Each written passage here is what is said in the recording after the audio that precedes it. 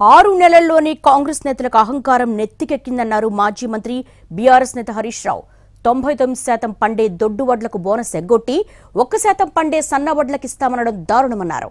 అన్ని రకాల వడ్లకు బోనస్ ఇమ్మని అడుగుతుంటే ఓ మంత్రి చెప్పుతో కొడతానంటే వ్యవసాయం తెలియని వాళ్ళు మొరుగుతున్నారంటూ మరో మంత్రి మాట్లాడుతున్నారన్నారు. మంత్రులు పూటకో మాట మాట్లాడుతున్నారని విమర్శించారు హరీష్ రావు. ఖమ్మం జిల్లాలో రైతుల్ని కలిశారు హరీష్ రావు. చెప్పుతో కొడతా అంటాడు. అన్ని రకాల తెలంగాణలో 99% ఎగబెడతాం, 1% బోనస్ ఇస్తామని ఇవాళ కాంగ్రెస్ పార్టీ ప్రభుత్వం మాట్లాడుతుంది. అంటే ఇది రైతుల్ని మోసగించడం, రైతుల్ని అవమానపరచడం. రైతు బంధు రాలేదంటే ఒక మంత్రి చెప్పుతో కొడతా అంటాడు.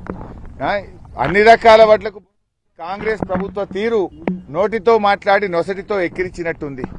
మేము అంటే 99% దొడ్డు వడ్లే పండుతాయి తెలంగాణలో.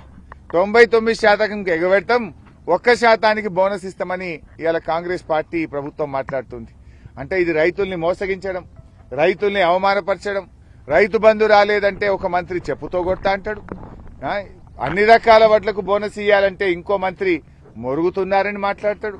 అంటే వీళ్ళకి 6 నెలల్లోనే అహంకారం నెత్తికెక్కింది. కాంగ్రెస్ ప్రభుత్వం